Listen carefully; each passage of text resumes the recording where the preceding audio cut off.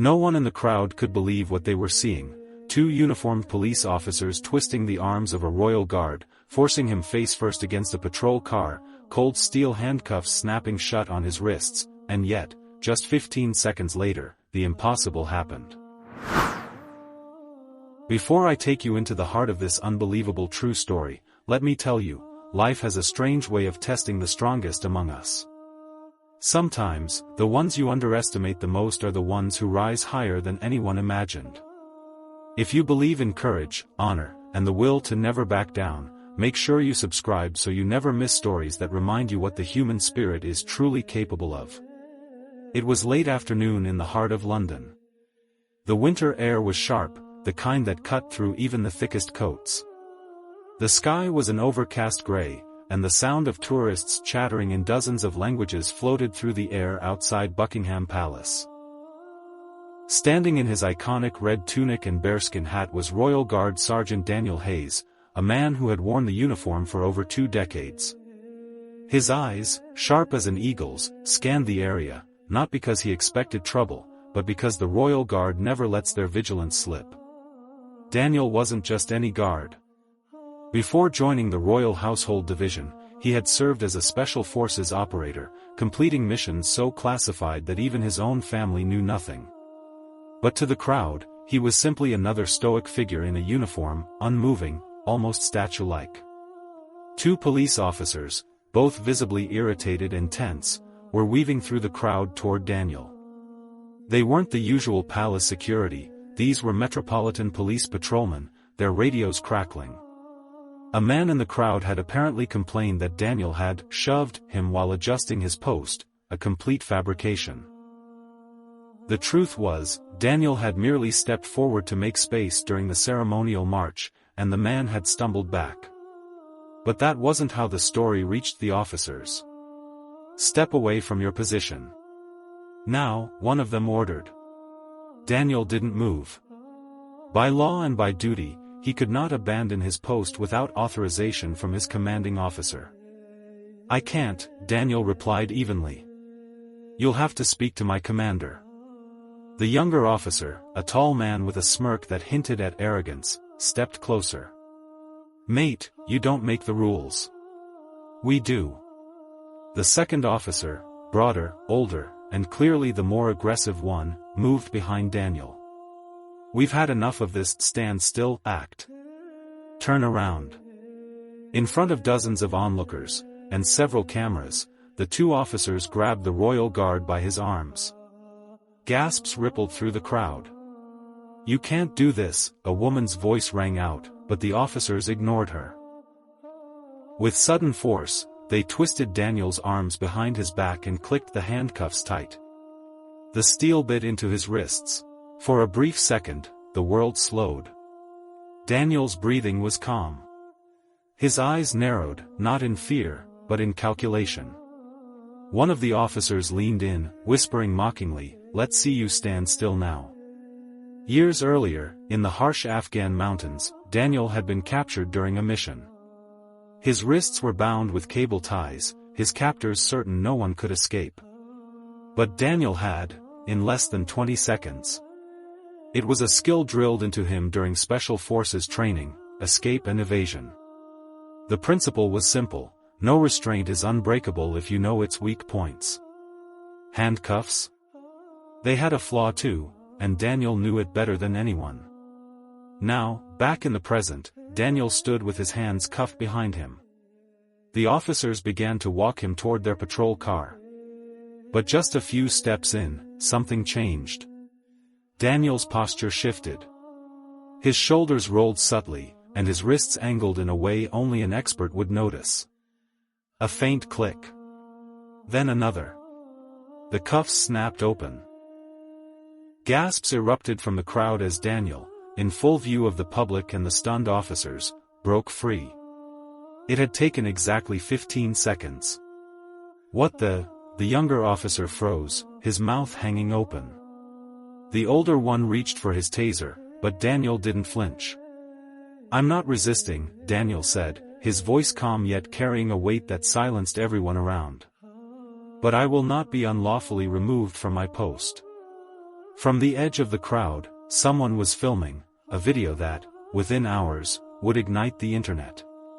Suddenly, the sound of heavy boots echoed from the far end of the courtyard. A group of high-ranking Royal Guard officers were approaching, led by the regimental adjutant. His face was unreadable, his eyes locked on the scene unfolding before him. The crowd parted as they arrived. "What's going on here?" the adjutant demanded. The two police officers immediately began talking over each other, blaming Daniel for non-compliance and aggression. Daniel stood silently, his eyes fixed straight ahead. The adjutant looked at the opened cuffs still dangling from one wrist.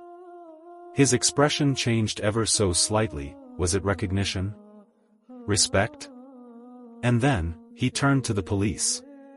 The regimental adjutant's gaze swept over the scene, the shocked faces of tourists, the opened handcuffs hanging loosely from Sergeant Daniel Hayes' wrist, and the two Metropolitan Police officers shifting uncomfortably under the weight of his silence. Finally, he spoke. "Remove your hands from my guard. Now." The younger officer frowned. "Sir, with all due respect, this man assaulted a civilian." The adjutant cut him off, his voice sharp enough to slice through the winter air. "I have 27 years of service, and I can read a man before he even opens his mouth. That man," he pointed to Daniel, "would sooner lay down his life than harm an innocent. I want your badge numbers." "Now." Whispers turned into open shouts from the crowd.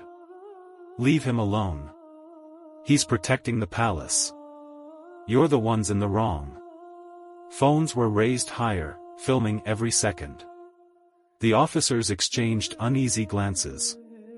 In that moment, they realized the tide of public opinion had shifted entirely against them. Daniel, however, remained motionless, his gaze fixed straight ahead.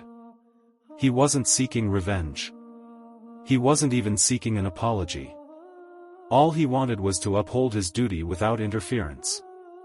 The adjutant stepped closer to Daniel, speaking quietly so only he could hear. "You're clear, Sergeant. Resume your post." With a subtle nod, Daniel adjusted his stance, squared his shoulders, and returned to the precise, immovable position of a royal guard, as though nothing had happened. The opened cuffs clinked softly against his wrist before he handed them back to the older officer. The symbolism was undeniable, a man who could be bound, but never broken. Knowing they had lost control of the situation, the officers muttered something about misunderstanding and retreated toward their car, the crowd booing in their wake.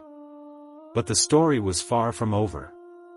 By that evening, the video had exploded online. It was everywhere: news channels, social media feeds, even international broadcasts. The footage showed not just the moment Daniel freed himself from the cuffs, but the stoic dignity with which he handled the confrontation.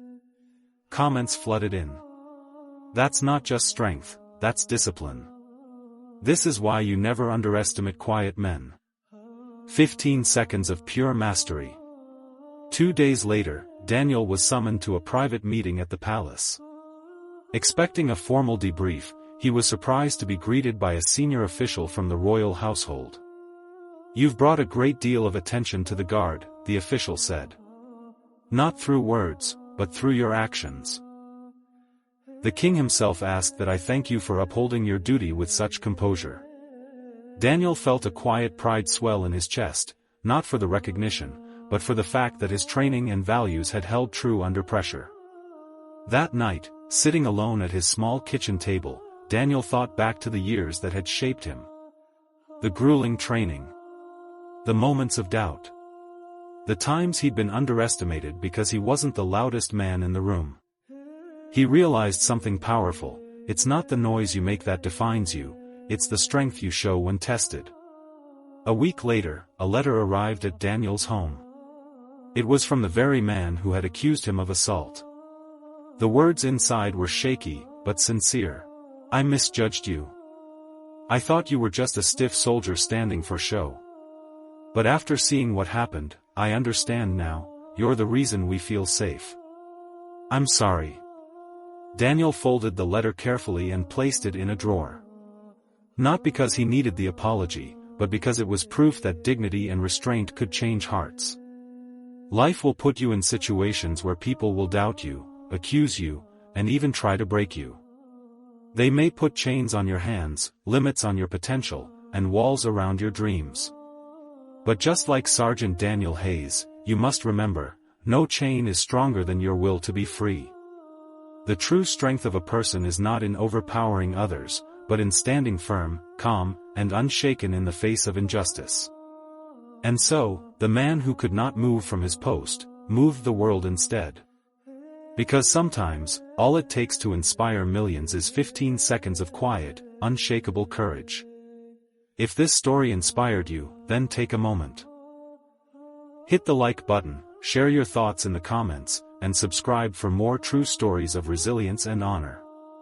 Your support helps keep these powerful stories alive.